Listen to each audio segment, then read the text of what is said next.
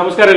എഡിയുമലുവിൻ്റെ ഏറ്റവും പുതിയ വീഡിയോയിലേക്ക് നിങ്ങൾക്ക് എല്ലാവർക്കും സ്വാഗതം. നമ്മൾ കഴിഞ്ഞ ദിവസം ഒരു ഏജൻസിയെ പരിചയപ്പെടുത്തിക്കൊണ്ട് നമ്മൾ തിരുവനന്തപുരത്ത് ചെയ്ത സമയത്ത് ഒരുപാട് പേര് നമ്മൾ വിളിക്കുകയും അതിന് മുമ്പ് തന്നെ അബ്രോഡിലേക്ക്, ഗൾഫ് അല്ലെങ്കിൽ മറ്റുള്ള രാജ്യങ്ങളിലേക്ക് പോകാൻ നല്ല ഒരു ജെനുവിൻ ഏജൻസിയെ പരിചയപ്പെടുത്താമോ എന്ന് ചോദിച്ചു നമുക്ക് ഒരുപാട് കോളുകൾ പാരൻസിൻ്റെയും കുട്ടികളുടെയും മുന്നിൽ. അപ്പോൾ ഇന്ന് നമുക്ക് അങ്ങനെ ഒരു ജെനുവിൻ ആയിട്ട് എന്താ പറയുക, പൂർണ്ണമായും നമുക്ക് നമ്മുടെ സോള് അല്ലെങ്കിൽ നമ്മുടെ ആത്മാവിനെ വിശ്വസിക്കുന്നത് പോലെ തന്നെ നമുക്ക് വിശ്വസിച്ച് കാര്യങ്ങൾ സംസാരിക്കാൻ സാധിക്കുന്ന PK ഇൻ്റർനാഷണലാണ് ഞാൻ ഇരിക്കുന്നത്. അതിൻ്റെ മാനേജിംഗ് ഡയറക്ടർ അദ്ദേഹത്തിനോടൊപ്പമാണ് ഞാൻ ഇരിക്കുന്നത്. നമുക്ക് അദ്ദേഹത്തിനെ നമ്മുടെ ചാനലിലേക്ക് സ്വാഗതം ചെയ്യാം. നമസ്കാരം. നമസ്കാരം. നമ്മുടെ ഈ ഒരു PK ഇൻ്റർനാഷണലിൻ്റെ ഒരു ചരിത്രം, അതുപോലെ തന്നെ താങ്കളുടെ സർവീസസ്, അതൊന്ന് നമ്മുടെ ആൾക്കാർക്ക് വേണ്ടി ഒന്ന് പറയാം. PK ഇൻ്റർനാഷണൽ എന്ന് പറയുന്നത് നമ്മളുടെ മിനിസ്ട്രി ഓഫ് എക്സ്റ്റേണൽ അഫയേഴ്സിൻ്റെ അണ്ടറിലുള്ള ഒരു മാൻ പവർ റിക്രൂട്ട്മെൻറ്റ് ഏജൻസിയാണ് എറണാകുളത്ത്. ഓക്കെ, ഇവിടെയുള്ള മിക്ക ഏജൻസികളും ME-യുടെ അണ്ടറിലായിരിക്കും വരുന്നത്. ഓക്കെ, അപ്പോൾ PK ഇൻ്റർനാഷണലിനെ പറ്റി പറയുന്നതിലുപരി നമ്മളൊരു ജോബ് സെർച്ച് ചെയ്യുമ്പോൾ അവർ ലൈസൻസ് ഏജൻസിയാണോ നോക്കേണ്ടത്, നമ്മളുടെ ഈ കോർപ്പറേഷൻ ലൈസൻസോ ലേബർ ലൈസൻസോ വെച്ചിട്ടല്ല. അവർ വിദേശത്തേക്ക് ഒരാളെ ജോലിക്ക് വിടുവാണെങ്കിൽ ME ലൈസൻസ് ഉണ്ടോ എന്ന് നോക്കാം. മിനിസ്ട്രി ഓഫ് എക്സ്റ്റേണൽ അഫയേഴ്സ് ലൈസൻസിന്റെ അണ്ടറിലാണോ എന്ന് നമ്മൾ ചെക്ക് ചെയ്യണം. ഏറ്റവും പ്രധാനമായിട്ട് ചെക്ക് ചെയ്യേണ്ട ഒരു ഫാക്ടറാണ് ഇപ്പോൾ ഈ പറയുന്നത്. അപ്പോൾ തീർച്ചയായിട്ടും നിങ്ങൾ മനസ്സിലാക്കണം, ആരും പറയാത്ത കാര്യങ്ങളാണ് ഇദ്ദേഹം പറയുന്നത്. അപ്പോൾ വളരെ ഡീറ്റെയിൽ ആയിട്ട് കേട്ടിരിക്കുക. അപ്പോൾ അതിനോടൊപ്പം തന്നെ ഇപ്പം നമ്മൾ 5 വർഷമായി, ഇനി പുതുക്കണം. അങ്ങനെ വെച്ചാൽ ഈ മിനിസ്ട്രി ഓഫ് എക്സ്റ്റേണൽ അഫയേഴ്സിന്റെ അണ്ടറിലുള്ള ഏജൻസികളെല്ലാം തന്നെ നമുക്ക് സിസ്റ്റത്തിൽ, നമുക്ക് ഓൾറെഡി ഇമൈഗ്രേറ്റ് സിസ്റ്റത്തിൽ, എമിഗ്രേഷൻ സിസ്റ്റത്തിൽ ചെക്ക് ചെയ്താൽ അവരുടെ ഡീറ്റെയിൽസ് കിട്ടും, കാണാൻ പറ്റും. എല്ലാത്തിനും ഇന്ത്യ ഗവൺമെന്റ് ലൈസൻസ് കൊടുക്കുന്നത് 5 ഇയേഴ്സ് ആണ്. അപ്പോൾ എവറി 5 ഇയേഴ്സ് ഇത് റിന്യൂ ചെയ്യണം. അപ്പോൾ റിന്യൂ ചെയ്യാത്ത ഏജൻസികൾ ഉണ്ടാവും. അപ്പോൾ നമ്മൾ ചെക്ക് ചെയ്യുന്ന കൂട്ടത്തിൽ ഇവർക്ക് ME ലൈസൻസ് ഉണ്ടോ എന്ന് മാത്രമല്ല, ഇവർ റിന്യൂ ആണോ എന്ന് കൂടി ചെക്ക് ചെയ്യണം. അപ്പോൾ നമ്മൾ പറയുമ്പോൾ അത് രണ്ടും എടുത്ത് പറയണം. ഇപ്പോൾ എൻ്റെ ഇപ്പോൾ ഈ വരുന്ന നെക്സ്റ്റ് ഇയർ 2023 എൻഡിൽ, നെക്സ്റ്റ് ഇയർ എൻഡിൽ എനിക്ക് റിന്യൂ ആവും. അടുത്ത 5 ഇയേഴ്സിലേക്ക് 5. അപ്പോൾ നമ്മൾ ഏകദേശം ഒരു 8 months മുമ്പ് തന്നെ ഇതിൻ്റെ പ്രോസസ്സ് നടക്കുവാണെങ്കിൽ, കാരണം മിനിസ്റ്റർ PG പ്രൊട്ടർ ഓഫ് ജനറൽ ഡൽഹിയിൽ നിന്നാണ് ലൈസൻസ് റിന്യൂ ചെയ്യുന്നത്, നടക്കുവാണെങ്കിൽ നമുക്ക് ആ ടൈമിന് മുമ്പ് തന്നെ അത് അടുത്തൊരു 5 ഇയേഴ്സിലേക്ക് അത് റിന്യൂ ആയി കിട്ടും. മാത്രമല്ല, നമുക്ക് ഈ ഇങ്ങനെയുള്ളൊരു ഏജൻസി നിൽക്കുന്ന പ്ലേസ് എന്ന് പറയുന്നത് ഒരു ലീസ് ബിൽഡിംഗ് ആയിരിക്കും. അപ്പോൾ ഒരിക്കലും അത് പെട്ടെന്ന് സ്റ്റാർട്ട് ചെയ്ത ഒരു ഏജൻസി ആയിരിക്കത്തില്ല. പക്ഷെ കേരളത്തിൽ ഇന്നുള്ള മിക്ക ഏജൻസികളും മുംബൈ, ഡൽഹിയിലുള്ള റിക്രൂട്ട്മെന്റ് ലൈസൻസ് ഏജൻസികളുടെ ഫ്രാഞ്ചൈസികളും ഏജൻസികളൊക്കെ ആയിരിക്കാം കൂടുതലും ഇവിടെ കാണുന്നത്. അതിപ്പോൾ താങ്കൾ പറഞ്ഞത് ഏറ്റവും കൂടുതൽ ആൾക്കാർ അനുഭവിക്കുന്ന അതാണ്. ഒന്നാമത് ഇപ്പൊ താങ്കൾ പറഞ്ഞതുപോലെ ഒരു ബിൽഡിംഗ് അഡ്രസ്സും കാണത്തില്ല, ഇന്ന് 10 വരെ പറ്റിച്ചു അടുത്ത ദിവസം അടുത്ത ബിൽഡിങ്ങിലേക്ക് പോകുന്ന ആൾക്കാരുണ്ട്. ഒരു തരത്തിലും അവരെ ഒന്ന് ട്രാക്ക് ചെയ്യാൻ പോലും സാധിക്കാത്ത എന്ന് പറഞ്ഞു കഴിഞ്ഞാൽ, ഇപ്പൊ താങ്കൾ ഈ പറഞ്ഞൊരു കാര്യം, ME ലൈസൻസ്, ഇന്ന് ഇത് കേൾക്കുന്ന 90% ആൾക്കാർക്കും അറിയില്ല ഇതെങ്ങനെയായിരുന്നു ചെക്ക് ചെയ്യേണ്ടത്, ME ലൈസൻസ് എന്തായിരുന്നു, എവിടെ പോയാലാണ് ഇത് ചെക്ക് ചെയ്യാൻ പറ്റുന്നത്. ഇന്ന് പലർക്കും ഇപ്പോഴായിരിക്കും ഇത് അറിയുന്നത്. അപ്പോൾ സ്വാഭാവികമായിട്ട് ഇന്ന് കേരളത്തിലെ ഏറ്റവും വലിയൊരു ട്രെൻഡാണ് എഡ്യൂക്കേഷൻ സെക്ടറിലും ജോബ് സെക്ടറിലും നടക്കുന്ന ഫോർജറീസ്, സ്കാമുകൾ. ഇഷ്ടം പോലെ സ്കാമുകൾ നടക്കുന്നുണ്ട്. പണ്ട് നമ്മുടെ കേരളത്തിൽ ഒരിടയ്ക്ക് സ്ഥിരമായിരുന്നു കാനഡ, ന്യൂസിലാൻഡ്, ഓസ്ട്രേലിയയുടെ പേരിൽ നടന്നുകൊണ്ടിരുന്നത്. ഗൾഫ് ഒരു പരിധി വരെ കുറവായിരുന്നു. പക്ഷേ ഇന്ന് ഗൾഫിൽ വീണ്ടും നടക്കും. കാരണം ഇന്ന് ക്രൗഡ് ഫണ്ടിങ് ആണ് നടക്കുന്നത്. ഏജൻസികൾ പറയുന്നത് ഞങ്ങൾക്ക് ഒത്തിരി ഒന്നും വേണ്ട, 5000 രൂപ നിങ്ങൾ സ്റ്റാർട്ടിങ് നടത്തിയാൽ മതി. ഇവർ ക്രൗഡ് ഫണ്ടിങ് ആണ്. 5000 വെച്ചിട്ട് 100 പേരുടെ നിന്ന് വാങ്ങിച്ചിട്ട് ഒറ്റ മുങ്ങാണ്. ആൾക്കാർക്ക് ഇവരെ ഫണ്ട് പിടിക്കാൻ പോലും പറ്റത്തില്ല. അതിൻ്റെ മെയിൻ പ്രോബ്ലം എന്താണെന്ന് വെച്ച് കഴിഞ്ഞാൽ, നമുക്ക് പേയ്മെൻറ്റ് നഷ്ടപ്പെട്ടതിന് ശേഷമാണ് നമ്മളിവിടുത്തെ മീൻസ് സാധാരണക്കാരാണെങ്കിലും ജോബ് ഹണ്ടേഴ്സ് ആണെങ്കിലും ഏജൻസിനെ പറ്റി അന്വേഷിക്കത്തുള്ളൂ. നമ്മൾ ആദ്യം അന്വേഷിക്കേണ്ട കാര്യം ലാസ്റ്റ് അന്വേഷിക്കും. അതാണ് ഇവിടുത്തെ മെയിൻ പ്രോബ്ലം. എങ്ങനെയെങ്കിലും ഒരു ജോലി കിട്ടി പോയാൽ മതി എന്നുള്ള ചിന്തയിൽ നടക്കുമ്പോൾ നമ്മൾ നമ്മൾ ടൈം ഇൻവെസ്റ്റ് ചെയ്താലും മണി ഇൻവെസ്റ്റ് ചെയ്താലും ഫസ്റ്റ് അന്വേഷിക്കേണ്ടത്, നമ്മൾ ഈ എന്താ പറയുക, നെറ്റിൽ കയറിയിട്ട് ഇവരുടെ പ്രൊഫൈലോ അല്ലെങ്കിൽ ഇവരുടെ ബിൽഡിങ്ങോ അല്ലെങ്കിൽ ഇത്ര സ്ക്വയർ ഫീറ്റ് അല്ലെങ്കിൽ ഈ പറയുന്ന ഇത്ര സ്റ്റാഫ് എക്സ്റ്റാബ്ലിഷ്, ഇതൊന്നുമല്ല നോക്കേണ്ടത്. ഇവരുടെ ലൈസൻസ് ചെക്ക് ചെയ്ത്, നമുക്കിവിടെ കേരളത്തിലാണെങ്കിൽ, ഇവിടെ എറണാകുളത്ത് തന്നെയാണെങ്കിൽ നമുക്ക് പഴയ പാസ്പോർട്ട് ഓഫീസിലാണ് POE ഓഫീസ് ഉള്ളത്, പ്രൊട്ടക്ടർ ഓഫ് ഇമിഗ്രന്റ് ഓഫീസ് ഉള്ളത്. അവിടെ എപ്പോഴും കംപ്ലൈൻറ്റ്സ് വരുന്നത് ക്യാഷ് നഷ്ടമായതിനു ശേഷം. എന്തുകൊണ്ട് അവിടെ പോയിട്ട് നമ്മളൊരു ഏജൻസിനെ കോൺടാക്ട് ചെയ്യുമ്പോൾ ഈ ഏജൻസിക്ക് ലൈസൻസ് ഉണ്ടോ എന്ന് അവിടെ ആദ്യം അന്വേഷിക്കുന്നില്ല. ആദ്യം ചെയ്യുന്ന പ്രോസസ്സ് അവസാനം ചെയ്യുന്നു. നമ്പർ 1 ഒന്നാമത്തെ കാര്യം. രണ്ടാമത്തെ കാര്യം എന്ന് പറയുന്നത്, ഈ പറഞ്ഞ പോലെ ഇവിടെ ഒരുപാട് ഇപ്പോൾ നിങ്ങളിപ്പോൾ സ്റ്റഡി അബ്രോഡ്സിനെ പറ്റി പറയുവാണെങ്കിൽ, നമുക്കിപ്പോൾ ഗൾഫ് കൺട്രീസിലേക്ക് വിടാൻ വേണ്ടി മാത്രമേ ഈ ഇമിഗ്രേറ്റ് സിസ്റ്റം യൂസ് ചെയ്യാറുള്ളൂ. ഇപ്പോൾ ഇവിടെ ഏറ്റവും കൂടുതൽ ആൾക്കാർ സ്റ്റഡീസിന് വേണ്ടി ഇപ്പോൾ യൂറോപ്പിലാണെങ്കിലും എന്താ പറയുക വെസ്റ്റേൺ കൺട്രീസിലാണെങ്കിലും പോകുന്നത് സ്റ്റഡിക്ക് വേണ്ടി പോകുന്നതല്ല, അവരെന്തെങ്കിലും ഒരു ജോബ് അത് റിലേറ്റീവ് കിട്ടും എന്നുള്ള പ്രതീക്ഷയിലാണ് പോകുന്നത്, റൈറ്റ് അല്ലേ? പക്ഷേ സെറ്റിൽമെന്റ് തീർച്ചയായിട്ടും. പക്ഷെ സ്റ്റഡിക്ക് പോകുന്ന എത്ര കുട്ടികൾ സെറ്റിൽ ആവുന്നുണ്ട്? വളരെ കുറവാണ്. പഠിച്ചു കഴിഞ്ഞ് തിരിച്ചു പോരുവാണ്. അല്ല, അതിന്റെ മെയിൻ പ്രോബ്ലം എന്ന് വെച്ച് കഴിഞ്ഞാൽ നമ്മൾ അതിൻ്റെ ഏറ്റവും വലിയ പ്രോബ്ലം എന്ന് വെച്ച് കഴിഞ്ഞാൽ ഒന്നാമത്തെ കാര്യം സ്റ്റഡി മോശമാണെന്നല്ല ഞാൻ പറയുന്നത്. നമ്മളൊരു സ്റ്റഡി പ്രോഗ്രാമിന് പോകുമ്പോൾ സ്റ്റേ ബാക്ക് നോക്കിയിട്ടാണ് എല്ലാവരും എടുക്കുന്നത്, വിദേശത്തേക്ക് പോകുന്നത്. ഈ സ്റ്റേ ബാക്ക് സമയത്ത് അവർ ചെയ്യുന്നത് കിട്ടുന്ന എന്തെങ്കിലും ഒരു ജോലി ആയിരിക്കും ചെയ്യുന്നത്. ഇവർ പഠിച്ചത് റിലേറ്റീവായി ചെയ്യുന്ന ജോലികൾ കുറവായിരിക്കും. അപ്പോൾ അവർ എന്തെങ്കിലും ഒരു ജോലികൾ ചെയ്യുമ്പോൾ അവിടുത്തെ ഒരു COSO സർട്ടിഫിക്കറ്റ് ഓഫ് സ്പോൺസർഷിപ്പോ കാര്യങ്ങളൊന്നും അവർക്ക് കിട്ടുന്നില്ല. അപ്പോൾ ഓട്ടോമാറ്റിക്കലി അവരുടെ ടൈം ഡ്യൂറേഷൻ കഴിയുമ്പോൾ തിരിച്ചു വരേണ്ട അവസ്ഥ വരും. അപ്പോൾ അതിന് ഇവിടുത്തെ സ്റ്റഡി അബ്രോഡ്സിൻ്റെ കംപ്ലയിൻറ്റ് മാത്രമല്ല, അവിടെയും അവയർനെസ് പ്രോബ്ലമാണ്. ഞാൻ ഇതിനു മുമ്പ് നമ്മുടെ ലൈസൻസിൽ പറഞ്ഞ പോലെ അവിടെയും അവയർനെസ് പ്രോബ്ലമാണ്. അല്ല, ഇനിയുള്ള ഒരു കാര്യം എന്ന് പറയുന്നത് നമ്മുടെ ഇവിടെ ഈ PK ഇൻ്റർനാഷണലിൽ ഏറ്റവും കൂടുതൽ ഈ കാണുന്ന ആൾക്കാർക്ക് ഏറ്റവും കൂടുതൽ ആൾക്കാർ നോർമലി വരുന്ന വേക്കൻസികൾ ഏതാണ്, എങ്ങനെയാണ് അവർ വിളിച്ച് അന്വേഷിക്കേണ്ടത്? ഇവിടെ രജിസ്ട്രേഷൻ നേരത്തെ ചെയ്ത് വെച്ചിട്ട് അവരെ ഫോളോ അപ്പ് ചെയ്ത് വിളിക്കുകയാണോ ചെയ്യുന്നത്? അതോ കാരണം PK ഇൻ്റർനാഷണലിൻ്റെ ഏറ്റവും വലിയൊരു കാര്യം ഇവർക്ക് പരസ്യങ്ങളില്ല. അതാണ് ഏറ്റവും വലിയൊരു കാരണം. വാവിട്ട് ഞങ്ങൾ ഇത് ചെയ്യുന്നുണ്ട് എന്ന് പറയുന്ന ഒരു പരസ്യമില്ലാത്ത ആൾക്കാരാണ്. അതുകൊണ്ട് തന്നെയാണ് നമ്മൾ PK ഇൻ്റർനാഷണലെ തിരഞ്ഞെടുത്തത്. കാരണം അവരുടെ അവരുടെ പരസ്യമില്ലായ്മ, കാരണം അവർക്ക് വേണ്ട ജെനുവിനായിട്ടുള്ള ആൾക്കാർക്ക് വേണ്ടി അവർ കാര്യങ്ങൾ ചെയ്യുന്നുണ്ട്. അപ്പോൾ എങ്ങനെയാണ് അവർ അപ്ലൈ ചെയ്യേണ്ടത്? നേരത്തെ ആപ്ലിക്കേഷൻ നമുക്ക് വെബ്സൈറ്റ് ഉണ്ടോ, എങ്ങനെയാണ്, അല്ലെങ്കിൽ വിളിച്ച് ചോദിച്ചിട്ട് ഫോളോ അപ്പിംഗ് ആണോ, എന്താണെന്ന് ഒന്നോടൊന്ന് നമ്മുടെ ആൾക്കാർക്കൊന്ന് വിശദീകരിക്കും. നോർമലി ഇപ്പോൾ നമ്മളുടെ ഒരു കണ്ടീഷൻ എന്ന് പറഞ്ഞു കഴിഞ്ഞാൽ നമ്മൾക്ക് വേക്കൻസി വന്നതിന് ശേഷം മാത്രമേ നമ്മൾ കാൻഡിഡേറ്റിനെ വിളിക്കാറുള്ളൂ. ഇപ്പോൾ ഇവിടെ കോൾ വരുന്നതാണെങ്കിൽ നമ്മൾ അവരുടെ ഡാറ്റാസും കാര്യങ്ങളൊക്കെ ഇവിടെ തന്നെ സൂക്ഷിച്ചു വയ്ക്കും. അവരുടെ റെസ്യൂമും കാര്യങ്ങളെല്ലാം എടുത്തു വെക്കും. അതിൻ്റെ രജിസ്ട്രേഷൻ ചാർജ് അങ്ങനെയുള്ള ചാർജസ് ഒന്നുമില്ല. കാര്യം നമ്മളുടെ എന്ന് വെച്ച് കഴിഞ്ഞാൽ നമുക്ക് as per the government rule, ഇപ്പോൾ നമ്മളൊരു ഗൾഫ് കൺട്രീസിലേക്ക് പോവുകയാണെങ്കിൽ മിനിസ്ട്രി റൂൾ പ്രകാരം 30,000 പ്ലസ് GST ആണ് നമ്മളുടെ ചാർജ് വരുന്നത്. അത് ആഫ്റ്റർ വിസ.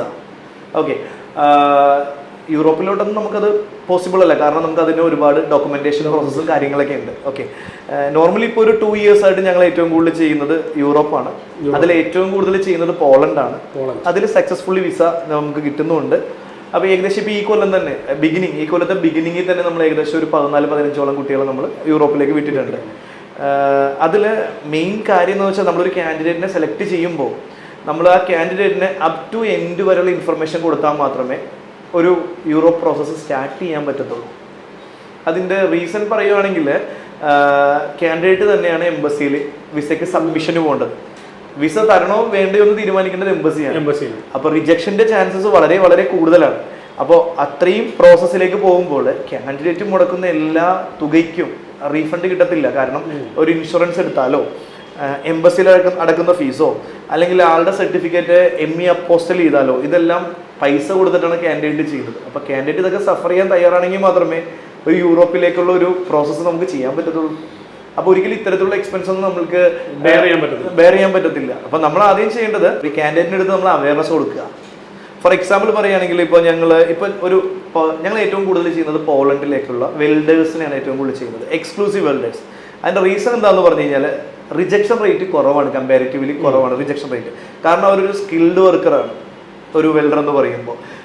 നോർമൽ വെൽഡർ അല്ല, നമ്മളിപ്പോൾ എന്തെങ്കിലും മിഗോ, ടിഗോ, ആർക്കോ പോലുള്ള വെൽഡർമാരെയാണ് നമ്മൾ ഏറ്റവും കൂടുതൽ ചെയ്യുന്നത്. അതിൽ ഏറ്റവും കൂടുതൽ കാൻഡിഡേറ്റിന് ഞാൻ വിട്ടിരിക്കുന്നത് ലിറ്റിൽ ഫ്ലവർ കളമശ്ശേരിയിൽ നിന്നും അതുപോലെ ഡോൺ ബോസ്കോ പോലുള്ള സ്ഥാപനങ്ങളിൽ നിന്നാണ് നമ്മൾ ഏറ്റവും കൂടുതൽ കുട്ടികളെ വിദേശത്തേക്ക് വിട്ടിരിക്കുന്നത്. ഓക്കെ, എന്തുകൊണ്ടെന്ന് വെച്ച് കഴിഞ്ഞാൽ നമ്മളുടെ കമ്പനിക്ക് ആവശ്യമുള്ള എന്ത് കോഴ്സാണോ അത് നമ്മളവിടുത്തെ സാറുമാർ ഇൻറ്റിമേറ്റ് ചെയ്ത് കഴിഞ്ഞാൽ കുട്ടികൾക്ക് അതിലുള്ള സ്പെഷ്യൽ ട്രെയിനിങ് അവർ കൊടുക്കും. ഓക്കെ, അത് വെച്ച് പഠിപ്പിക്കും. നമ്മളത് ഓൾറെഡി ഈ കുട്ടികളെന്ന് പറയുന്നത് എക്സ്പീരിയൻസ് 10-15 കൊല്ലം ഗൾഫിൽ പോയി വർക്ക് ചെയ്ത ആൾക്കാരെയാണ് ഞാൻ ഈ കുട്ടികളോട് ഉദ്ദേശിക്കുന്നത്, ചെറിയ കുട്ടികളെയല്ല. എക്സ്പീരിയൻസ് ഇല്ലാത്തവരാണെങ്കിൽ പോലും നമ്മൾ വിട്ടിട്ടുണ്ട്. ഇപ്പം നോർമലി ഞാൻ 18 മേളിലേക്കുള്ള ഒരു 4-5 കുട്ടികൾ എൻ്റെ അടുത്ത് തന്നെ പോയിട്ടുണ്ട്. ഏകദേശം ഒരു 19-20 വയസ്സുള്ള കുട്ടികൾ വരെ പോയിട്ടുണ്ട്. ഞാൻ പറയുന്നത് വെച്ച് കഴിഞ്ഞാൽ നമ്മളുടെ കമ്പനിക്ക് എന്താണോ ആവശ്യം അപ്പം അത് നമ്മൾ അതിൻ്റെ ഏത് കാറ്റഗറി ആണെന്നുള്ളത് നമ്മുടെ ഇൻസ്റ്റിറ്റ്യൂട്ടിന് ഹാൻഡ് ഓവർ ചെയ്ത് അവരതിൻ്റെ ട്രെയിനിങ് കൊടുക്കും.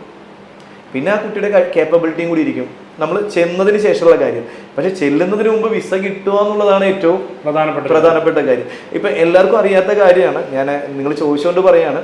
എനിക്കിവിടെ ഒരുപാട് കോളുകൾ വരുന്ന സമയത്ത് അവർ ചോദിക്കും, ഞാനൊരു ഡിഗ്രി ഹോൾഡറാണ്, ഞാനൊരു BTech ആണ്, ഞാനൊരു MBA ആണ്, വാട്ട് എവർ ഒരു എഡ്യൂക്കേഷണലി ഒരു ക്വാളിഫൈഡ് ആണ്, എനിക്ക് യൂറോപ്പിൽ പോകണം. എനിക്ക് പോകാൻ പറ്റുമോ എന്ന് വെച്ചാൽ എനിക്ക് ഒരുപാട് കോളുകളോട് വരാറുണ്ട്. ഞാൻ അവരുടെ അടുത്ത് പറയും ഞാൻ സ്കിൽഡ് വർക്കേഴ്സിനെ മാത്രമേ വിടത്തുള്ളൂ.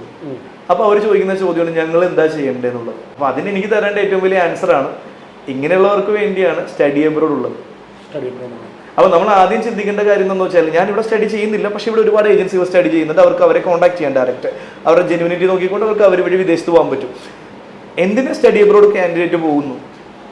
അപ്പോൾ ഇങ്ങനെയുള്ള കാറ്റഗറികൾക്ക് വേക്കൻസി ഇല്ലാത്തത് കൊണ്ടാണ് അവർ സ്റ്റഡി ചെയ്യുന്നത്. അപ്പോൾ ഇവർക്കറിയാം, ഈ വിളിക്കുന്നവർക്ക് തന്നെ ഏകദേശം കാര്യങ്ങൾ അറിയാം, പക്ഷെ അതിൻ്റെ കംപ്ലീറ്റ് കാര്യം അവർക്ക് അറിയില്ല. അപ്പം നമ്മൾ കഴിവിൻ്റെ പരമാവധി അവർക്ക് പറഞ്ഞ് മനസ്സിലാക്കി കൊടുക്കും. നിങ്ങളുടെ ഏജ് ചോദിച്ചിട്ട് പറയും നിങ്ങൾക്ക് ഇത്തരത്തിലുള്ള ജോബ് അവിടെ പോയി കഴിഞ്ഞാൽ കിട്ടില്ല, അപ്പോൾ അതുകൊണ്ട് നിങ്ങൾ സ്റ്റഡി ചെയ്യുന്നതായിരിക്കും കുറച്ചും കൂടി ബെറ്റർ. അല്ലെങ്കിൽ ഇത്രയും ലക്ഷക്കണക്കിന് കുട്ടികൾ സ്റ്റഡി ചെയ്യാൻ വേണ്ടി അങ്ങോട്ട് പോകുമോ? അവർക്ക് ഇതുപോലെ ജോബ് എടുത്ത് പോയാൽ പോരെ. അപ്പോൾ അവർ ചോദിക്കും ഞങ്ങൾക്ക് ക്ലീനർ ആയിട്ടോ വെയിറ്റർ ആയിട്ടോ പോയാൽ തരാൻ പറ്റുമോ? ഇവിടെ ഒരുപാട് പരസ്യങ്ങൾ കാണാറുണ്ടെന്ന് പറയും.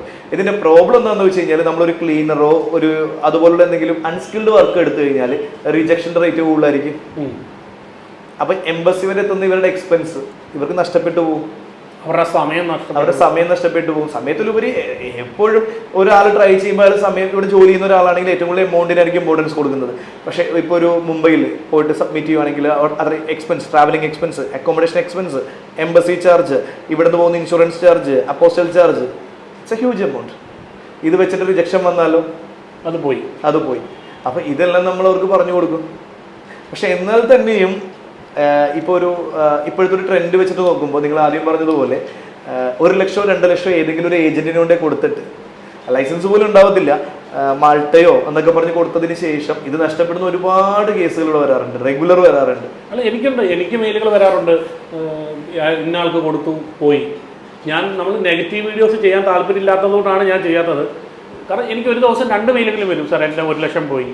മിനിമം തുടങ്ങുന്നത് 50,000-ലാണ്. അല്ല, ഞാൻ എൻ്റെ ഒരു എക്സ്പീരിയൻസ് പറയും. ഇപ്പം ഞാൻ ഏകദേശം ഒരു 20 കാൻഡിഡേറ്റ്സ്, നമ്മൾക്കൊരു വെൽഡർ കാൻഡിഡേറ്റ്സ് നമുക്കിവിടെ വെയിറ്റിംഗിലാണ് ഇപ്പോൾ വർക്ക് പെർമിറ്റ് വരാൻ വേണ്ടി.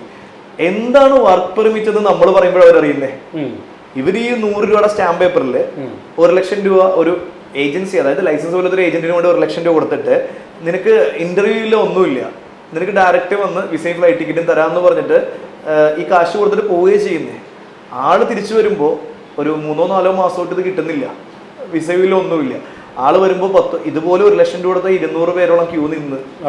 ഇപ്പൊ സ്പെഷ്യൽ ബ്രാഞ്ച് ആരെങ്കിലും ഒരു അറസ്റ്റ് ചെയ്ത് ജയിലിലായി ഒരു 14-15 ദിവസം കഴിഞ്ഞ് റിമാൻഡേജ് ഇറങ്ങുമ്പോൾ ഇതെല്ലാം മറക്കും. അപ്പൊ എത്ര വലിയ ഇൻവെസ്റ്റ്മെന്റ് ആണ് ആൾക്ക് കിട്ടുന്നത്? നമ്മുടെ നാട്ടിലത്തെ അവസ്ഥ ഞാൻ ഈ പറയുന്നത്. നേരെ മറിച്ചിട്ട് അതിനുശേഷം ഞാൻ പറഞ്ഞു, ഇപ്പോൾ പുതിയ ബാച്ചിലുള്ള കാൻഡിഡേറ്റ് ഇവിടെ വന്നപ്പോൾ ആ കാൻഡിഡേറ്റ് എന്നാണ് അറിയുന്നത് എന്താണ് work permit. So work permit കിട്ടിയാലേ എംബസിക്ക് പോകാൻ പറ്റുള്ളൂ. അപ്പോൾ ആലോചിക്കുന്നത് ഞാൻ എന്തിനാ എംബസിക്ക് പോകുന്നത്? ഞാൻ കൊണ്ട് 1 ലക്ഷം രൂപ കളഞ്ഞ സ്ഥലത്ത് ഒന്നും പറഞ്ഞില്ലല്ലോ. അല്ല, പറ്റിക്കുന്ന ആൾക്കാർ ഒന്നും പറയില്ലല്ലോ. അല്ല, അങ്ങനെയല്ല. ഇപ്പം നോർമലി നമുക്കിപ്പോൾ എല്ലാം യൂട്യൂബ് സോഷ്യൽ മീഡിയസിലെല്ലാം ഉണ്ട്. നോർമലി മലയാളത്തിൽ എന്തോരം വ്ളോഗേഴ്സ് തന്നെ എബ്രോഡ് നിന്ന് ഒരുപാട് വീഡിയോസ് ഒക്കെ ചെയ്യുന്നുണ്ട്. ഇതൊക്കെ ക്രോസ് ചെക്ക് ചെയ്ത ഏകദേശം നമ്മളൊന്ന് ട്രൈ ചെയ്യുമ്പോൾ ഒരു 50% അതിൽ നിന്ന് തന്നെ കിട്ടും. ഇപ്പം നോർമലി ഒരു പോളണ്ട് പ്രോസസ്സ് എന്ന് പറയാം, ഞാൻ പോളണ്ട് എടുത്ത് പറയുന്നത് നമുക്കിപ്പോൾ ലേറ്റസ്റ്റ് ഏറ്റവും അടുത്ത് പോകാൻ പോകുന്നതുകൊണ്ടാണ്. പോളണ്ട് പ്രോസസ്സ് എന്ന് പറയുന്നത് ഫസ്റ്റ് നമ്മൾ നോക്കേണ്ട കാര്യം, ഇപ്പം ഞങ്ങളെ സംബന്ധിച്ചിടത്തോളം നമ്മളിപ്പോൾ ഒരു കാൻഡിഡേറ്റിനെ സെലക്ട് ചെയ്ത് കഴിഞ്ഞാൽ ആ കാൻഡിഡേറ്റിന് നമ്മൾ ഇൻ്റർവ്യൂ എടുത്ത് ടെസ്റ്റ് ചെയ്ത് വീഡിയോ, ഒരു വെൽഡർ ആണെങ്കിലോ ഫിറ്റർ ആണെങ്കിലോ അവരുടെ ടെസ്റ്റ് എടുത്ത് അവരുടെ ഡോക്യുമെൻറ്റ് കളക്ട് ചെയ്ത് നമ്മൾ വർക്ക് പെർമിറ്റിന് വേണ്ടി നമ്മൾ പോളണ്ടിലേക്ക് അയക്കുന്നു. ഈ പോളണ്ടിലേക്ക് അയച്ചതിന് ശേഷം ഈ പെർമിറ്റ് നമുക്ക് അവിടെ നിന്ന് വരണമെങ്കിൽ ഒരു 3 months 2 months ടൈം വേണം വരാൻ. നോർമലി ചിലപ്പോൾ 2 months എനിക്ക് വരാറുണ്ട്, 3 months വരാറുണ്ട്. ഈ പെർമിറ്റ് പോലും 1 കൊല്ലം കിട്ടാണ്ട് ഉള്ള പ്രശ്നങ്ങളുണ്ട്. നമ്മൾക്കല്ല, ഇപ്പം ഈ പറഞ്ഞ പോലെ ജെന്യൂൻ ആണെങ്കിൽ നമുക്ക് 3 to 4 months അല്ലെങ്കിൽ 2 months ഇതിനുള്ളിൽ തന്നെ നമുക്ക് ഈ വർക്ക് പെർമിറ്റ് അവിടെ നിന്ന് വരും. 40 ദിവസത്തിൽ തന്നെ പെർമിറ്റ് വരാറുണ്ട്. ഡിപ്പെൻഡ്, അവിടുത്തെ ലീവും കാര്യങ്ങളൊക്കെ ആശ്രയിച്ചിട്ടിരിക്കും. ഈ പെർമിറ്റാണ് നമുക്ക് ഈ കാൻഡിഡേറ്റിന് എടുത്ത് കൊടുക്കാൻ പറ്റാവുന്ന സാധനം. ഈ പെർമിറ്റ് കിട്ടിയാൽ കാൻഡിഡേറ്റ് ആണ് എംബസിയിൽ പോവേണ്ടത്. എംബസി ചെന്ന് വിസയ്ക്ക് ഡോക്യുമെന്റ് സബ്മിറ്റ് ചെയ്യേണ്ടത് കാൻഡിഡേറ്റ് ആണ്. അപ്പോൾ കാൻഡിഡേറ്റ് ചെയ്യേണ്ട ഒരുപാട് കാര്യങ്ങളുണ്ട് ഇതിൽ. ഈ വർക്ക് പെർമിറ്റ് വന്നതിന് ശേഷം PCC എടുക്കണം, ദാറ്റ് മീൻസ് പാസ്പോർട്ട് PCC എടുക്കണം. നേരത്തെ പറഞ്ഞ പോലെ ഡോക്യുമെന്റ്സ് അറേഞ്ച് ചെയ്യണം, അപ്പോസ്റ്റൽ ചെയ്യണം. കാര്യം അദ്ദേഹത്തിൻ്റെ എഡ്യൂക്കേഷൻ സർട്ടിഫിക്കറ്റ് ഡൽഹിയിൽ അയച്ച് അപ്പോസ്റ്റൽ ചെയ്യണം. ഇൻഷുറൻസ് എടുക്കണം, ഐറ്റിനറി എടുക്കണം, ഒരുപാട് ചെക്ക് ലിസ്റ്റുകൾ അതിൽ കൊടുത്തിട്ടുണ്ട്. ആ പ്രോസസ്സ് എല്ലാം എടുത്തിട്ട് നമ്മൾ തരുന്ന ഈ പെർമിറ്റും കൂടി വെച്ചുകൊണ്ട് എംബസിയിൽ അപ്പോയിൻമെൻറ്റ് എടുക്കണം. അതിൽ ഏറ്റവും പ്രധാന കാര്യം എന്താണെന്ന് വെച്ച് കഴിഞ്ഞാൽ ഇപ്പോൾ നടന്നുകൊണ്ടിരിക്കുന്ന ഒരു കാര്യം കൂടി ഇതിൻ്റെ കൂടെ ഞാൻ എക്സ്പ്ലെയിൻ ചെയ്യാണ്. എംബസി അപ്പോയിൻമെൻറ്റിന് 854 754 സംതിങ് ഉള്ളൂ, പക്ഷെ അപ്പോയിൻമെൻറ്റ് ഇപ്പോൾ ഇല്ല. ആ 854 അല്ലെങ്കിൽ 900 രൂപയുടെ അപ്പോയിൻമെന്റ് ആണ് പലരും 30,000 40,000 വാങ്ങിക്കുന്നത്. അല്ല, ഇപ്പോഴത്തെ സാഹചര്യം അത് പ്രത്യേകം നിങ്ങളിപ്പോൾ ഇന്ന് വന്ന ദിവസം ഞാൻ എടുത്തു പറയുകയാണ്. എനിക്ക് ലാസ്റ്റ് ബാച്ച് പോയ സമയത്ത് വരെ നിസാര എനിക്ക് 900 രൂപയ്ക്ക് കിട്ടിയിരിക്കുന്ന ഈ ഒരു അപ്പോയിൻമെൻറ്റ്. നമുക്കിപ്പോൾ നമ്മൾ സൗത്ത് ഇന്ത്യക്കാരായതുകൊണ്ട് ചെന്നൈ, ബാംഗ്ലൂർ, ഹൈദരാബാദ്, മുംബൈ, ഇത് 4 നമ്മൾ സബ്മിറ്റ് ചെയ്യേണ്ടത്, VFS സബ്മിറ്റ് ചെയ്യേണ്ടത്. ഇപ്പോൾ പുതിയതായിട്ട് അഹമ്മദാബാദ് കൂടി വന്നിട്ടുണ്ട് നമ്മൾ സൗത്ത് ഇന്ത്യൻസ്. ഈ 5 സ്ഥലത്തും നമ്മൾ സൈറ്റ് നോക്കിക്കഴിഞ്ഞാൽ ഇല്ല, സൈറ്റിൽ ഇല്ല, അപ്പോയിൻമെന്റ് ഇല്ല. ഈ അപ്പോയിൻമെന്റ് ഇല്ല എന്ന് മാത്രമല്ല, ഈ അപ്പോയിൻമെന്റ് നമ്മൾ ട്രൈ ചെയ്യുമ്പോൾ ഓപ്പൺ ആയിട്ടില്ലെന്നാണ് കാണിക്കുന്നത്. എന്നാൽ ഓപ്പൺ ആയിക്കഴിഞ്ഞാലോ നമ്മൾ 5 മണിക്കൂർ 6 മണിക്കൂർ ഒരാൾക്ക് വേണ്ടി ട്രൈ ചെയ്താൽ പോലും കിട്ടുന്നില്ല. പക്ഷെ ഇതേ അപ്പോയിൻമെന്റ് മാർക്കറ്റിൽ 80,000 രൂപ വരെ അവൈലബിൾ ആണ്.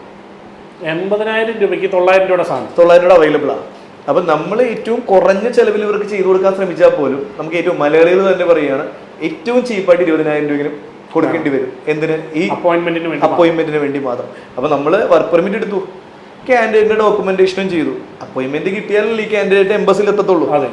ഈ എംബസി കൊണ്ടുപോയിട്ട് ഈ 20,000 രൂപ ബ്ലാക്കിന് കാൻഡിഡേറ്റ് അപ്പോയിൻമെന്റ് എടുത്ത് എംബസി ചെന്ന് സബ്മിറ്റ് ചെയ്യുമ്പോൾ എംബസി അവിടെ 80 യൂറോയോ വാട്ടവർ 10,000 എടുത്ത് കാൻഡിഡേറ്റിന് ചിലവുണ്ട് അവിടെ, എംബസി ചാർജ്, പിന്നെ പോലെ അവിടുത്തെ കൊറിയർ ചാർജ് എന്നൊക്കെ പറഞ്ഞിട്ട് ആ ഒരു എക്സ്പെൻസ് വേറെ ഉണ്ട്.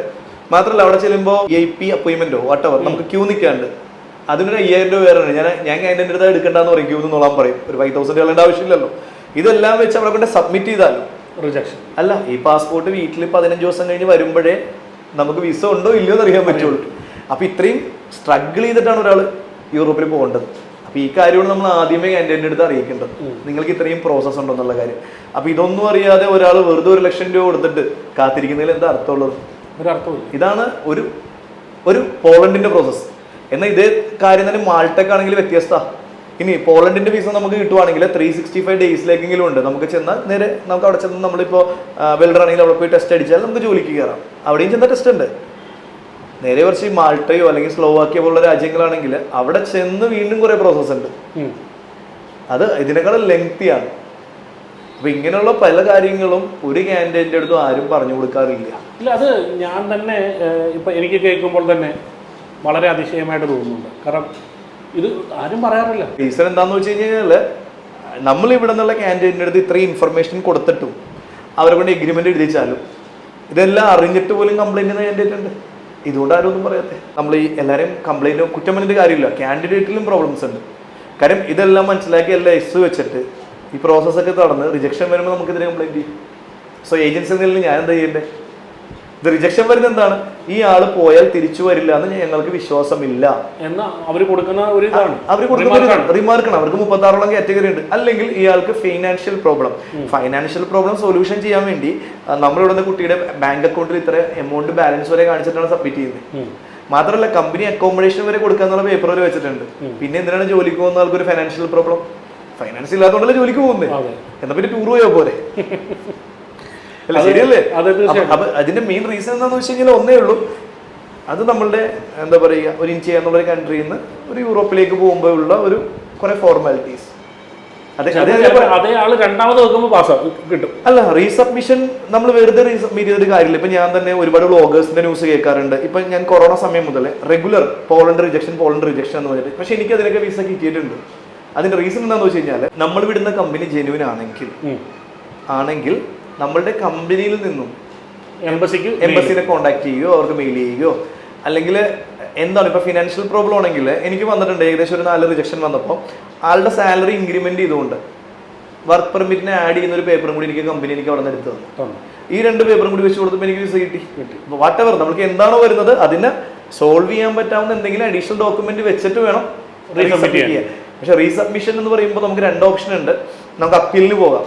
അപ്പീൽ എന്ന് പറഞ്ഞാൽ നമ്മളൊരു 40 ഡേയ്സോ 50 ഡേയ്സോ അതിനുള്ളിൽ തന്നെ കൊണ്ട് റീസബ്മിറ്റ് ചെയ്ത് കഴിഞ്ഞാൽ നമുക്ക് അപ്പോയിൻമെന്റ് ഒന്നും വേണ്ട.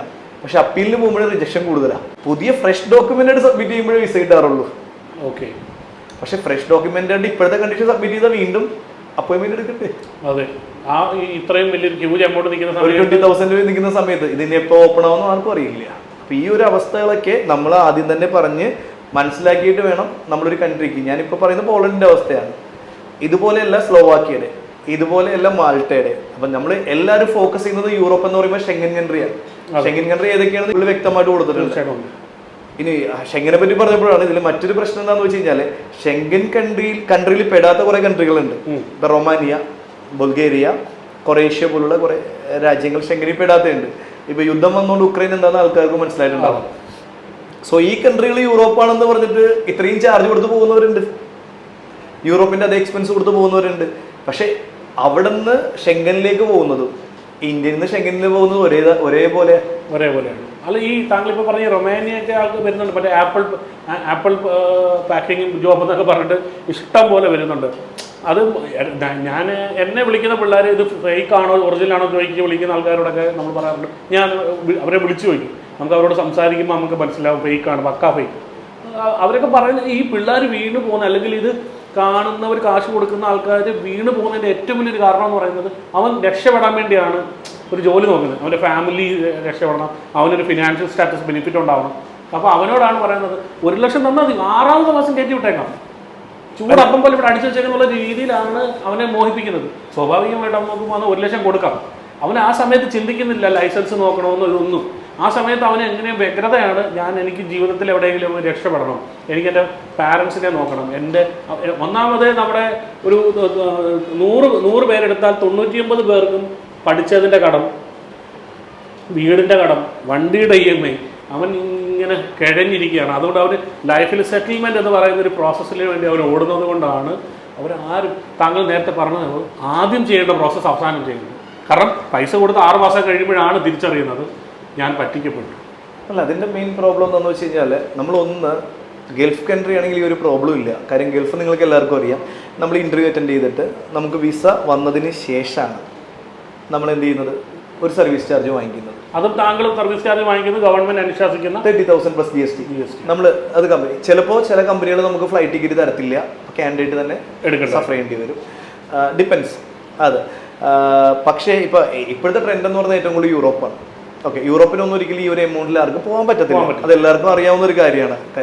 ഓക്കെ, അതിൻ്റെ റീസൺ എന്ന് പറഞ്ഞ പോലെ ഇതുപോലെ എംബസി കാര്യങ്ങൾ, അങ്ങനെ ഒരുപാട് ഡോക്യുമെന്റേഷൻ, പിന്നെ ഒരു പോകുമ്പോൾ നമ്മൾ കൈ കരുതേണ്ട എമൗണ്ട്, ഫ്ലൈറ്റ് ടിക്കറ്റ്സ്, ഒരുപാട് എക്സ്പെൻസ് ഉണ്ട്. അവിടെ ഒന്നും ഫ്രീ അല്ല. ഫസ്റ്റ് നമ്മൾ അറിഞ്ഞിരിക്കേണ്ടത് നമ്മൾ ഏത് കൺട്രിക്കാണ് പോകുന്നത് എന്നുള്ളതിനെ പറ്റി നമ്മൾ ആദ്യം അവെയർ ആവുക. ഈ കൺട്രിക്ക് പോയാൽ നമുക്ക് എന്താണ് ബെനിഫിറ്റ്, ഈ കൺട്രിക്ക് പോയി കഴിഞ്ഞ് കഴിഞ്ഞാൽ എത്ര നാൾ കൊണ്ട് നമ്മളുടെ കമ്മിറ്റ്മെന്റ് ഫുൾഫിൽ ചെയ്യാൻ പറ്റും. ഇങ്ങനെ ഒന്നും ഒരു അവയർനെസ്സോ കാര്യങ്ങളോ ഒന്നും ആർക്കും കൊടുക്കുന്നില്ല. നമുക്ക് ആയിക്കോട്ടെ, നമ്മൾക്ക് എത്ര ഈ പറഞ്ഞ പോലെ എന്തൊക്കെ പ്രശ്നങ്ങളുണ്ടെങ്കിലും നമ്മളല്ലേ പേയ്മെന്റ് മുടക്കുന്നത്. അതിനു മുമ്പ് നമ്മളെല്ലാം അറിഞ്ഞിരിക്കണം, അറ്റ്ലീസ്റ്റ് നമ്മൾ എന്താ ചെയ്യാൻ പോകുന്നത് ഉള്ളതിനെ പറ്റി. ഇപ്പോൾ ഈ പറയുന്ന, ഇപ്പോൾ ഞാൻ ഈ ഷെങ്കൻ കൺട്രി ആണെങ്കിൽ പോലും ഈ ഷെങ്കനിൽ നിന്ന് നമ്മൾ ചെല്ലുമ്പോൾ തന്നെ 1-2 ലക്ഷം ഒന്നും ശമ്പളം ഉണ്ടാക്കാൻ ഒരിക്കലും പറ്റത്തില്ല. നമ്മൾ സെറ്റിൽ ആവണമെങ്കിൽ 1 കൊല്ലം പിടിക്കും, 1 ഇയർ. ആ 1 ഇയർ നമ്മൾ സ്ട്രഗിൾ ചെയ്തേ പറ്റത്തുള്ളൂ. ഇപ്പോൾ ഗൾഫ് കൺട്രീസിൽ നമ്മൾ ചെല്ലുമ്പോൾ ചൂടാണെങ്കിൽ നമ്മളിവിടെ തണുപ്പത്ത് പോയി സ്ട്രഗിൾ ചെയ്യണം. ഫോർ എക്സാമ്പിൾ, നമ്മൾ എത്ര വലിയ ജോലിക്കാരനാണെങ്കിലും, നമ്മളൊരു സ്കിൽഡ് വർക്കർ ആണെങ്കിൽ പോലും, അൺസ്കിൽഡ് അവിടെ നിൽക്കട്ടെ, ഞാൻ ഇവിടെ സംസാരിക്കുന്നേ ഇല്ല, സ്കിൽഡ് വർക്കർ ആണെങ്കിൽ പോലും ഇവിടുത്തെ മിഷൻസിൻ്റെ വ്യത്യാസങ്ങൾ ഉണ്ടാവാം, ഇലക്ട്രിക്കൽ ഫ്ലക്ച്വേഷൻസ്, അതിൻ്റെ ആ ചേഞ്ചസ് ഒക്കെ ഉണ്ടാവും. പിന്നെ ലാംഗ്വേജ്, നമുക്ക് ഒരിക്കലും ഇംഗ്ലീഷ് കൊണ്ട് ഒരു ഗുണമില്ല യൂറോപ്പിൽ. ഇപ്പോൾ മാൾട്ട എന്ന് പറയുന്ന കൺട്രി ബ്രിട്ടൻ്റെ പഴയ കോളനി ആയതുകൊണ്ട് അവിടെ ഇംഗ്ലീഷ് സംസാരിക്കുന്നുണ്ടെന്നേ ഉള്ളൂ. പക്ഷെ ഓരോ യൂറോപ്പ് കൺട്രിക്കും ഓരോ ഭാഷയാണ്. അപ്പോൾ നമ്മളോട് എത്തപ്പെട്ട് കഴിഞ്ഞാലും നമ്മളുടെ കേപ്പബിലിറ്റി, നമ്മുടെ ഒരു കപ്പാസിറ്റിയിലേക്ക് മാറണമെങ്കിൽ നമുക്ക് 1 ഇയർ വേണം. തീർച്ചയായും അതുവരെ നമുക്ക് ഈ ഗൾഫിൽ നടക്കുന്ന അതേ എമൗണ്ടൊക്കെ ചിലപ്പോൾ നാട്ടിൽ ഇറക്കാൻ പറ്റത്തുള്ളൂ. പക്ഷെ അത് അഡ്ജസ്റ്റ് ചെയ്യാൻ പറ്റുമെന്നുണ്ടെങ്കിൽ മാത്രം ജോബ് ട്രൈ ചെയ്താൽ മതി. പക്ഷെ ഇതും നമ്മൾ കാൻഡിഡേറ്റിന് കൊടുക്കേണ്ട ഒരു അവയർനെസ്സാണ്. സ്റ്റാർട്ടിങ്ങിൽ നമ്മൾ 100% സക്സസ്ഫുൾ ആയിട്ടുള്ള വരുന്നുണ്ടെങ്കിൽ ആൾക്ക് ഇതിനുള്ള എല്ലാ നോളജും ഉണ്ടായിരിക്കണം. ഇനിയല്ല, ഇപ്പം ഞാൻ തന്നെ ഇവിടെ കാണുന്ന പല കാൻഡിഡേറ്റ് നമ്മളെല്ലാം പറഞ്ഞാൽ അവർക്കൊന്നും മനസ്സിലാവത്തില്ല. ഞാൻ പറയും, നിങ്ങൾ അച്ഛനെയോ അമ്മയോ കൂട്ടിക്കൊണ്ടുപോകും, അല്ലെങ്കിൽ നിങ്ങളുടെ അടുത്തുള്ള നിങ്ങളുടെ നെയ്ബർ അത്യാവശ്യം അറിയാവുന്ന ഒരാളെ കൂട്ടിക്കൊണ്ടുവരിക. നമ്മൾ ആളുടെ അടുത്ത് പറഞ്ഞു കൊടുക്കും. കാര്യം നമ്മളിതെല്ലാം പറഞ്ഞ് എന്തൊക്കെ എഴുതി വെച്ചാൽ റിട്ടേൺ എത്ര എഴുതി വെച്ചിട്ടും ഒരു യൂസും ഇല്ല. അപ്പോൾ ഇതൊക്കെയാണ് നമ്മുടെ യൂറോപ്പിൻ്റെ കാര്യങ്ങളെന്ന് പറയുന്നത്. അതിൽ മെയിൻ ഞാൻ ഈ പറയുന്നത് പോലെ പ്രോസസ്സ് എന്താണെന്ന് അറിഞ്ഞിരിക്കുക, ഓരോ കൺട്രി ചെയ്യാൻ പറ്റി, കാൻഡിഡേറ്റിൻ്റെ അടുത്ത് എല്ലാ കാര്യങ്ങളും ഇൻഫോം ചെയ്യുക. നമ്മൾ എന്തിനു ട്രൈ ചെയ്താലും ജോലി ഉപേക്ഷിക്കാതെ ട്രൈ ചെയ്യുക. കാര്യം ഇതൊക്കെ ട്രൈ ചെയ്യുന്നതിന് ഇപ്പോൾ ചില കാൻഡിഡേറ്റ് ഉണ്ട് വീട്ടിൽ പറഞ്ഞിട്ട് പറയും ഞാൻ യൂറോപ്പ് ട്രൈ ചെയ്യാന്ന് പറഞ്ഞിട്ട് എല്ലാ ജോലി നശിപ്പിച്ചിട്ട് വരും. അതിൻ്റെ ആവശ്യമില്ല, ഇതിൻ്റെ വർക്ക് ഇവിടെ നടന്നോളുമല്ലോ. പിന്നെ അതുപോലെ ലൈസൻസ് ഏജൻസിനെ കോൺടാക്ട് ചെയ്യുക, ജെന്യൂനിറ്റി നോക്കുക. പിന്നെ യൂറോപ്പിൽ ഒരിക്കലും ആരെയും കമ്പനികളൊന്നും ഡയറക്റ്റ് എടുക്കത്തില്ല, സപ്ലൈ കമ്പനികൾ തന്നെ നമ്മളെ ജോലിക്ക് എടുക്കത്തുള്ളൂ. നമ്മൾ അവിടെ ചെന്ന് സെറ്റിലായി നമ്മൾ തന്നെ നല്ല കണ്ടെത്തി മാറുക. കാര്യം ഗൾഫ് പോലെ പാസ്പോർട്ടൊന്നും ആരും പിടിച്ചു വെക്കത്തൊന്നുമില്ല, നമ്മുടെ കയ്യിൽ തന്നെ പാസ്പോർട്ട് ഉണ്ടാവും. സർട്ടിഫിക്കറ്റ് പിടിച്ചു വെക്കാൻ ഡിപ്പെൻസ് ഓൺ. കാര്യം ഇപ്പോൾ നമ്മളുടെ പുതിയൊരു ട്രെൻഡാണ് അവിടെ ചെന്ന് കഴിഞ്ഞാൽ ചാടി പോകുന്ന ട്രെൻഡ്. കാര്യം നമ്മളുടെ അതിന്റെ മെയിൻ പ്രോബ്ലം എന്താണെന്ന് വെച്ച് കഴിഞ്ഞാൽ കുറച്ച് ഈസി ആകുമ്പോൾ നമ്മൾ തന്നെ കാണിക്കും.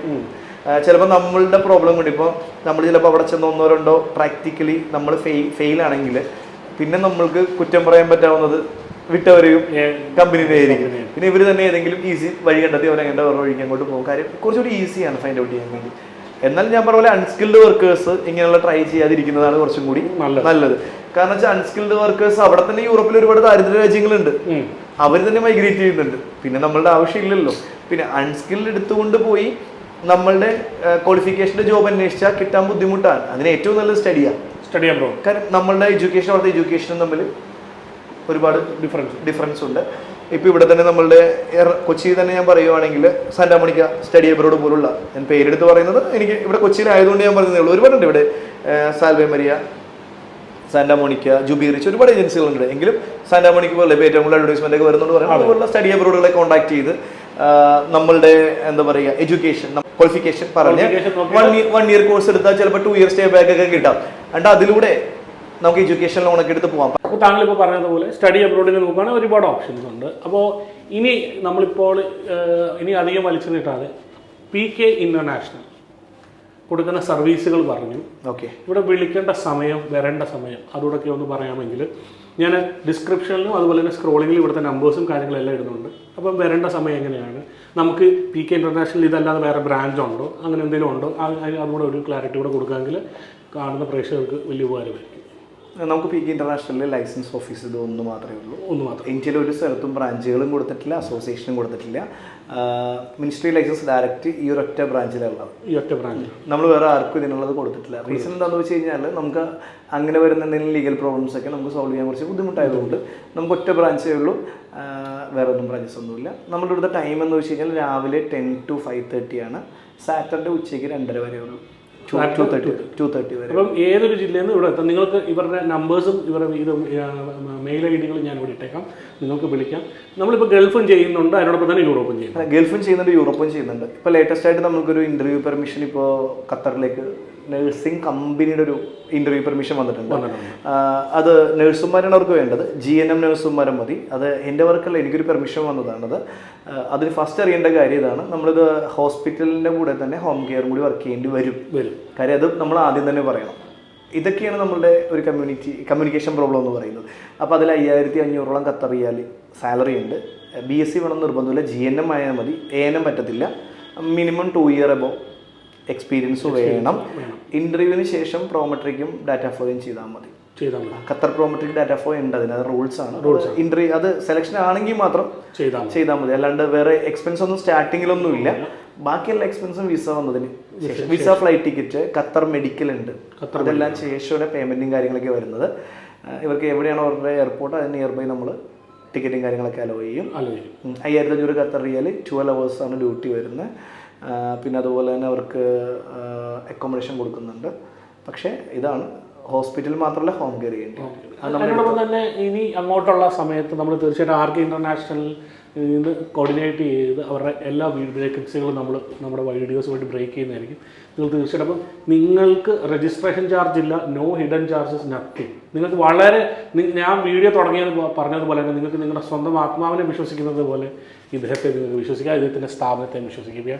അപ്പോൾ ഇവിടെ വരിക, നിങ്ങൾ തീർച്ചയായിട്ടും നിങ്ങൾ അപ്ലൈ ചെയ്യാൻ നിങ്ങൾ ഇവരെ വിളിച്ചു കഴിഞ്ഞാൽ നിങ്ങളുടെ ഡേറ്റ ഇവർ എടുത്ത് വെക്കുന്നതായിരിക്കും. അതിനോടനുസരിച്ച് വേക്കൻസികൾ വരുന്നതനുസരിച്ച് അങ്ങോട്ട് വിളിക്കും അല്ലേ? തീർച്ചയായിട്ടും വേക്കൻസികൾ നമുക്ക് കമ്പനികൾ വരുന്നതനുസരിച്ചിട്ട് ഇവരുടെ റിസ്യൂംസ് ഇവിടെ ഉണ്ടാവും. ആ റിസ്യൂം പ്രകാരം നമ്മളിവരെ അറിയിക്കും.